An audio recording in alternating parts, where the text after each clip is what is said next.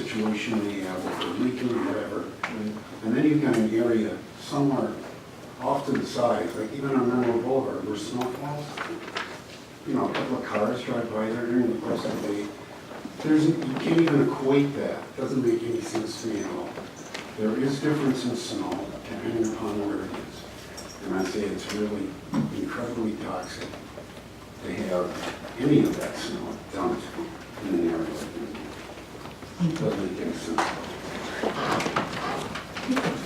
Okay, with that, I'm going to close public comment. We do have 2 other agenda items. And then we'll open it back up to the board. Does anyone have any other discussion or any questions at this time? Okay. Thank you for coming, and we'll see you hopefully on September 17th. Will be on the agenda for decision on September. Thank you for letting us speak. I'm sorry, what did you say? I said thank you for letting us speak. Oh, absolutely. So the next agenda item for us tonight is to discuss the service level options for planning and development. For planning and development. Is this Rebecca or Tyler? Mark. Oh, Mark. Oh, yeah, wait. Does anybody want to take a 5-minute break? Yeah, it's going to take me here. I'm okay with continuing that. All right. Director Barr.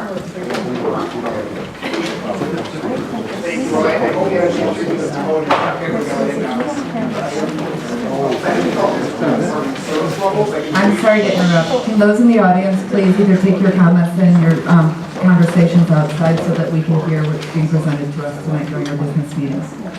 Thank you.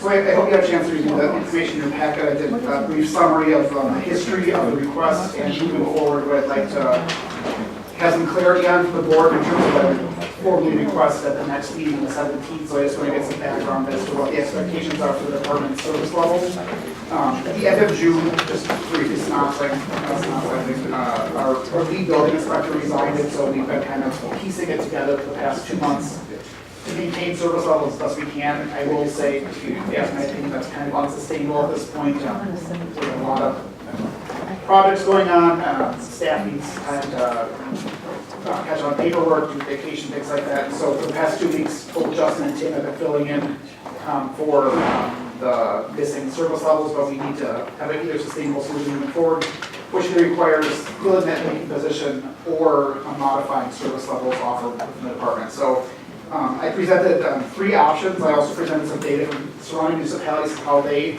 handle service levels within similar types of development departments.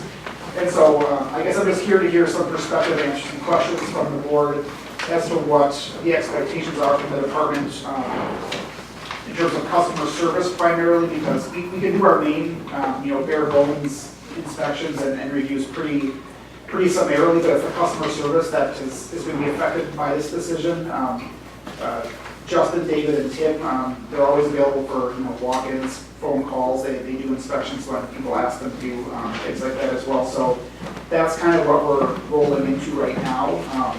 And so the 3 levels that I presented for discussion or for your consideration perhaps at the next meeting would be one would be to maintain the service level, which would require filling that vacant position. Obviously there's budgetary issues with that. And so as we approach budget season, that's going to be a large discussion, I understand. Number 2 would be to just contract out for additional inspection services as we need them. So when our primary building inspector is either out or busy, or there's a large project such as the Oaks currently, that we would have the capacity to hire someone else. With that, obviously you're paying for those contractor services. So there's a level of contract out to someone else who's less vested in the community. And so they're not available for questions. Their schedule is kind of off. So while there is some cost savings, I mentioned the fiscal note, there are service level considerations with that as well. The third option, and this is presented primarily from my understanding of the history of conversations the past few budget cycles, would be a level of reduced enforcement. So one of our inspectors is primarily engaged with enforcement responsibilities. He does also do building inspection services when we need him, so he's helped out in the past, but primary responsibilities are enforcement. With that third option, there would be reduced enforcement most likely complaint-based only. That would involve a lot of education, both within the community and from the board of the department of what those revised service levels would be. But it would be an option in terms of being able to transition him forward with other building inspection services, help fill that gap. Once again, we probably still need to contract out with services with that one because we would need to fill our commercial inspection service level as well as when people are out for vacations and things like that or out of the office for longer terms. So each of these three options, and I mentioned in the memo, there are myriad of hybrids you could choose. You know, you could choose option something else that's not here. I'm here to hear your perspective as to what level of service you'd be comfortable with me presenting, perhaps on the 17th for consideration. Maintaining services would require a full-time position to be held back in the department, so we get the current staffing level of 5 full-time positions. Additional contractor inspections would take some of those services out of the village hall. We have some cost savings on that, but it would also bump up some responsibilities for the lead inspector then to coordinate and liaise with the contracted services. And the third would be reduce enforcement if that's the will of the board to direct our department to do that. We could work with existing staff to transition some of those things, but once again, customer service and contracting would be involved. Thank you. And just because of time, if we'll go around once with questions and answers, and if you don't feel satisfied at that point that we have enough information, then we could defer the item. So with Bart's presentation, is there any questions or discussion points from the board? I can start. Oh, trustee Moore. So between option 2 and option 3, they're both for full-time equivalents. Can you just compare and contrast the two of those? And what are the big differences between those two? So the primary review 2 and 3 is 2 keeps a full-time enforcement staffer, so it would still be complaint-based and proactive enforcement. So the duplex inspection program, the alley inspection program, things like that would be able to be maintained because the time would be there for that full-time inspector to do that. With option 3, that inspector would shift a lot of, I'd say half of this, if not more, time to schedule inspections and plan reviews for residential inspections. So if there's enforcement issues on a complaint basis, he or she could perform those, but primarily they'd be working with the primary building inspector to do that. So the issue is a level of service in terms of enforcement, I think, is the main consideration there. With either of those options, so there would be some level of contracting out for building inspection services, commercial electrical, for example, but option 3 would have less contracting because we have 1.5 inspectors available for inspection services. So if more of the resources are directed towards inspections, then you'd be able to schedule them more quickly and they'd be faster turnaround. Whereas if you kept that resource in code compliance and just had one full-time person doing inspections, it would be. Right, so option 2 keeps the one person in full-time inspection, but then you can contracting out. When you contract out, you have less control over their schedule and availability. So currently people walk in, get phone calls, so that one inspector is kind of juggling everything right now. In option 2, we would still contract out for additional services, but they wouldn't be there to answer the phone calls and do those things. It'd just be a matter of, we have an inspection at so-and-so house at this time, are you available, and scheduling it. So there is a difference in contract expense between them? Correct. Okay. Yes. Thank you. Yep. Any other trustee want to ask a question? I'll do mine now while you're thinking, just in case. I am 100% in favor of option 3. Is that the one where we have less code enforcement? Correct. Okay. And there's, my rationale is this. Whitefish Bay, for parking purposes, parking enforcement, takes in about $12,600 in parking citations. We take in $500,000 a year. In citations for code enforcement purposes, they write 44 a year and we write 657. I believe we're overregulated. I've heard that from the residents year after year. Not all quadrants of the village. Obviously by the university, there's more of a need for inspections and I believe there's a lot of complaints. So saying that, the other communities surrounding us in the North Shore, and correct me if I'm wrong, but from the research I did, they all are based on complaint-based. There's not a full position dedicated to code enforcement where it's proactive, meaning you're surveilling your neighborhoods every day. So that's my one rationale. I also know that in 5 years, 30% of our population is going to be elderly. And code enforcement, the level of service, I'm comfortable with reducing it because I do not believe that most of our residents, or some, will be able to afford some of the things that the code enforcement says in the time period. And I know we give variances and waivers for time, but rather than making them go through all of that, if someone complains or if something's a safety hazard, I'm comfortable with that. My last final comment was Whitefish Bay contracts out for their commercial electrical, and so does Fox Point. And I'm just wondering if we can tag on to their, if we needed to, can we tag on to their contract so that it's a lower cost because there's more clients? And we could research that, so we have KWK contract up to the end of the year. The board approved that, I believe, in July or August, that we could do that at the end of the year. And we would RFP it out next year if that's the will to keep doing that. So it's possible that we could joint RFP that with many other people. I don't know what their contract is running through, but Okay.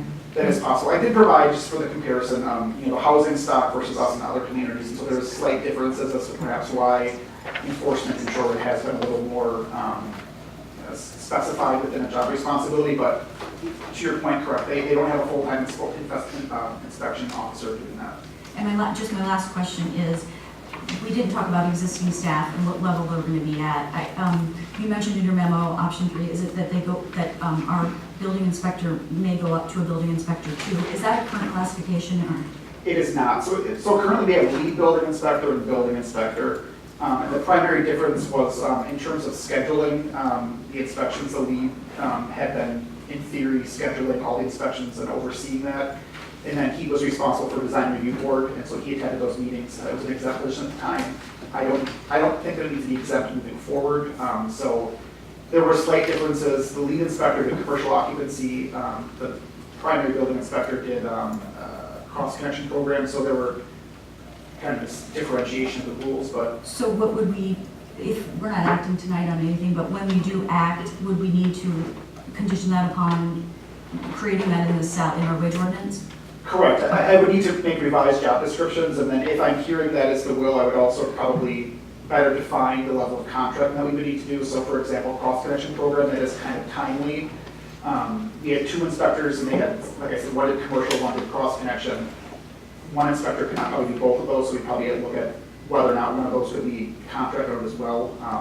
So if what I'm learning tonight, and that's the purpose of this meeting, is that there's no desire to fill that 5th position, I would need to go back, revise job descriptions, revise or put together a list of contracted services to get a little more concrete information to you for your consideration. So I do want to get your direction, and so I'll just state what, before I end and I don't get to come back. I am in support of creating a different position so that we do have a lead or a building 2 inspector on staff.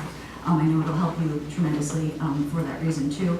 And it'll equitably pay for more tasks. So I feel comfortable with that, and I appreciate that you put this all together for us. So I'll call on each trustee who wants to be talked to. Maybe if you can give some, like I just did, directions so that Bart knows how to proceed without us voting. Trustee Bachler. So I am for maintaining the level of services that we currently have for our village, and I'm not for privatizing a public service.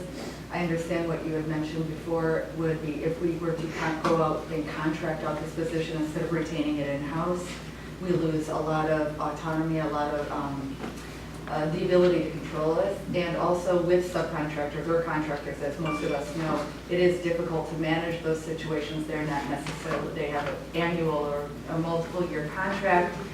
Enforcement and oversight is a big thing. We have a very old housing stock here. We have a lot of issues, not only, we have the majority of our homes were built pre-1930, I believe. Mm-hmm. So, and and the need to do things in a timely manner is urgent. I don't believe in making policy.